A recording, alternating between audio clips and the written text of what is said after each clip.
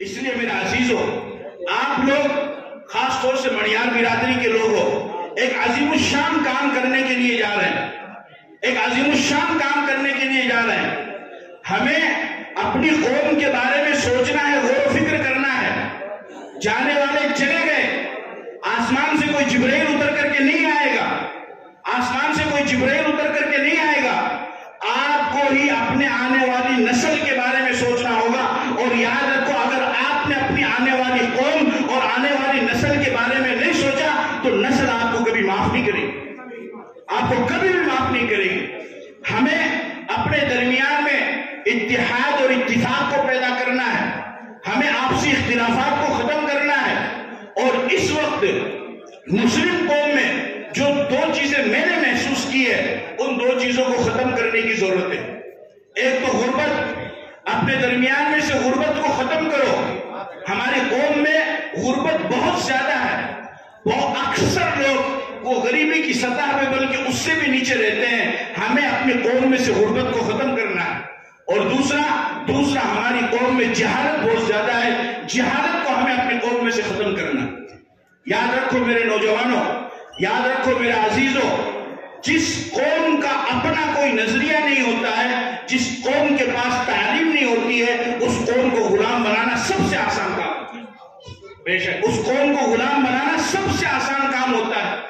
جو قوم جاہل ہو، جس قوم کے پاس تعلیم نہ ہو، جس قوم کے پاس علم نہ ہو، تو وہ قوم ہمیشہ غلامی کرتی ہے، وہ قوم کبھی بھی ترقی نہیں کرتی ہے۔ اور دشمن کی پہلے دن سے یہ کوشش ہے کہ کسی طریقے سے ان کو تعلیم کے میدان میں پیچھے رکھا جائے۔ لہٰذا اگر آج کے اس پرفتن ماحول میں کچھ اللہ کے بندے کھڑے ہو رہے ہیں اور وہ کھڑے ہو کر کے اپنی قوم میں تعلیم کو اجاگر کرنا چاہتے ہیں، تعلیمی شعور کو بیدار کرنا چاہتے ہیں، نسل کے لیے کچھ کرنا چاہتے ہیں، قوم کے لیے کچھ کرنا چاہتے ہیں، تو خدا کے واسطے اللہ کو حاضر ناظر جان کر کے کہہ رہا ہوں کہ ان کا تعاون کرو، ان کا ساتھ دو، اختلاف نہ کرو۔ اختلاف کرنے سے آپ کو کوئی بھی فائدہ نہیں۔ وشواس کرو، بھروسہ کرو، کسی پر تو بھروسہ آپ کو کرنا پڑے گا۔ شک کا کوئی علاج نہیں ہے، حسد کا کوئی علاج نہیں ہے۔ اس نے یہ کر دیا، اس نے یہ کر دیا، اس نے ایسا کر دیا، اس نے ایسا کر دیا۔ کب تک اس کے اندر رہو گے؟ کب تک اس کے اندر رہو گے؟ کیا ابھی بھی اتحاد کا وقت نہیں آیا؟ کیا ابھی بھی متحد ہونے کا وقت نہیں آیا؟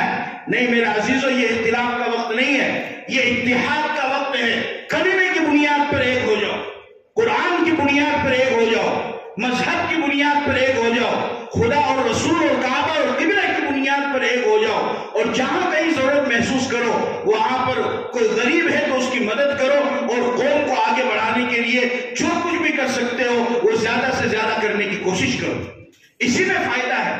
اس کے علاوہ اختلاف کرنے سے یاد رکھو، اعتراض ہمیشہ وہی انسان کرتا ہے، تنقید ہمیشہ وہی انسان کرتا ہے، دوسروں پر انگلیاں ہمیشہ وہی انسان اٹھاتا ہے جس میں خود میں کچھ کرنے کی طاقت نہیں ہوتی ہے۔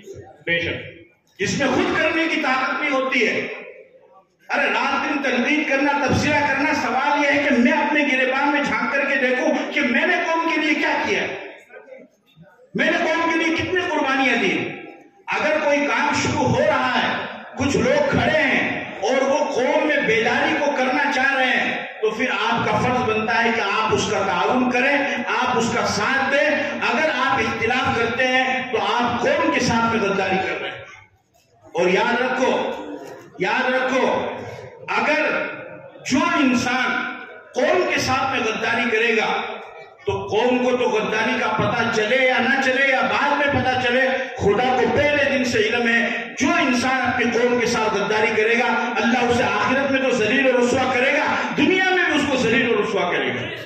قوم کے ساتھ غداری کرنے والا انسان کبھی بھی کامیاب نہیں ہو سکتا ہے۔ کتے کو آپ نے نہیں دیکھا ہے؟ کتے میں کتنی صفات ہوتی ہے۔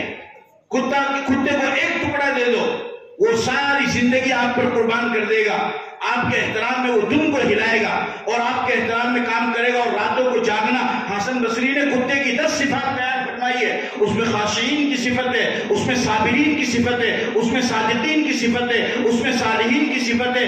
10 صفات حسن بصری رحمۃ اللہ علیہ نے کتے کے اندر بیان فرمائی ہے۔ اتنی ساری صفت اور اتنی ساری خوبیاں ہونے کے باوجود بھی کتے کو अच्छी निगाह से नहीं देखा जाता है, बल्कि कुत्ते को गिरी हुई निगाह से देखा जाता है। और किसी को अगर बुरा कहना हो, किसी को गाली देनी हो, तो उसे भी कुत्ता कह करके गाली दिया जाता है। इतनी सारी सिफात और खूबियां होने के बावजूद भी कुत्ता लोगों की नजरों से गिरा हुआ क्यों है?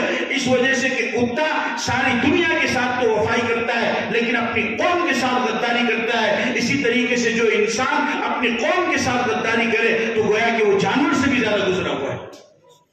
इसलिए अगर काम सही है, मकसद सही है, तो खुदा के वास्ते अपनी कौम के साथ में गद्दारी ना करो, बल्कि उसमें ताउन करो, उसका साथ दो।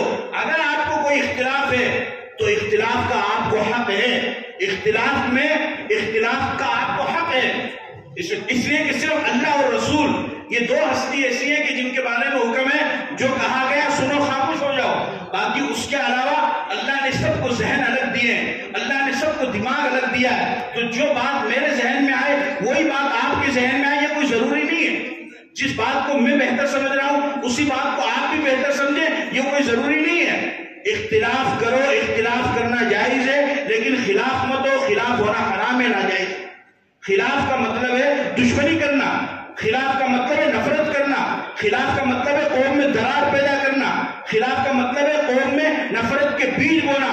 नहीं, खिलाफ में तो इख्तिलाफ आप करो, इख्तिलाफ करना आपको हक है, अपनी राय आप पेश करो, वो आपको हक है, लेकिन दरार पैदा ना करो, नफरत पैदा ना करो, बल्कि प्यार और मोहब्बत के साथ में रहो। और जब कौम का किसी मामले में कोई फैसला हो जाए, इत्तिफाक हो जाए, तो उसको मानना, उसको कबूल करना, ये सब हमारी जिम्मेदारी है।